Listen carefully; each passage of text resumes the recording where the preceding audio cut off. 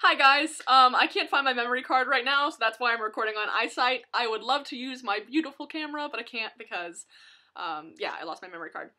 But that's okay, we're not gonna let it stop us, because it's stopped us for 3 days. The reason I haven't made a video, for movie review week is that I was in New York last week and I was really super busy. I told all the collaborators that I was gonna be super busy, and I was. I had one night off, and that's when I went to go see Newsies, and that was so good. Ah, freaking best show. I loved it. I loved it so much. If you're ever in New York and you want to see a show, go see Newsies.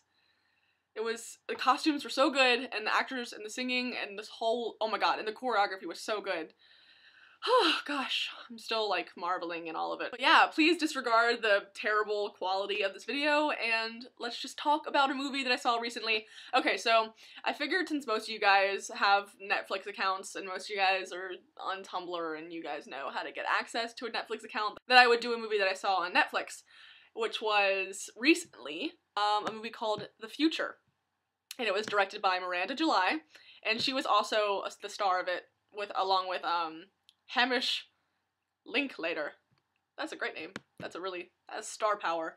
But yeah, it was a really good movie. I really enjoyed it, more than most movies I see on Netflix, especially in the romance section, because if you have a Netflix account, you know that most of the movies in the romance section, like, are not very good. They kind of suck.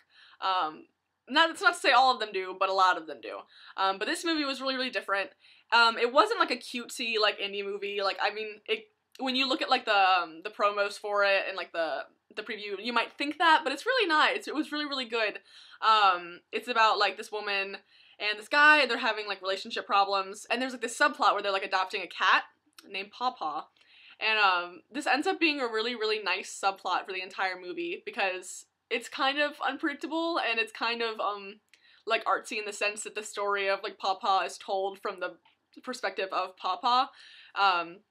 And like, yeah, they're having relationship problems and they want to adopt this cat, but then they figure out that they have to like adopt it for a certain amount of time, and they feel like sort of, you know, like their young adult lives are ending because of this like commitment to the cat, and so they decide to like not use the internet, and it's a lot of stuff. I'll be honest, it's pretty confusing at some parts, and it's really like nonsensical and conceptual, but it's good. It's a good movie, and it's a good like break from most romance movies. That's not to say like, I mean, I'm a big fan of like a good Meg Ryan rom-com. It's actually one of my favorite genres is Meg Ryan rom-coms. God, they're so good. My favorite is When Harry Met Sally, but I'm partial to You've Got Mail. That's a really good one too. Oh, also Sleepless. I think Tom Hanks and Meg Ryan, I don't know. Why am I talking about this? This has nothing to do with The Future. The Future is the name of the movie. It's really good. I suggest that you go watch it if you'd like to. Okay, so to wrap up this video, you guys should let me know what I should watch on Netflix, because I have a Netflix account and I want to use it more. Not that I should use it more, because I definitely watch enough television, but I want to use it more because I love how much television I currently watch. Yeah, I'm going through Star Trek right now, and that's really good. I've been doing it for a while, but god, there's a lot. It's a lot of Star Trek. And you can't watch too much Star Trek at once because the effects will start to get to you and you'll start to think like it's just completely terrible. When in reality, like, Star Trek for its time was a really good show, but god, do you remember when they put like a horn on a dog and called it a really exotic creature from like a different planet? Star Trek is ridiculous. But yeah, when I'm done with that, I want more stuff to watch. So you guys should leave suggestions for movies and other stuff to watch on Netflix, because I'm tired of watching cult comedies and silent movies. Anyway, thank you for watching me this Monday on Cadabra. Sonnet will be putting up a video as well today, and her video will be much better than mine, so I do suggest that you watch that as well. Thank you.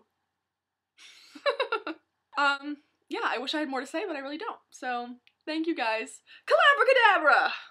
Do you ever, like, look at yourself and think that one side of your face is super asymmetrical?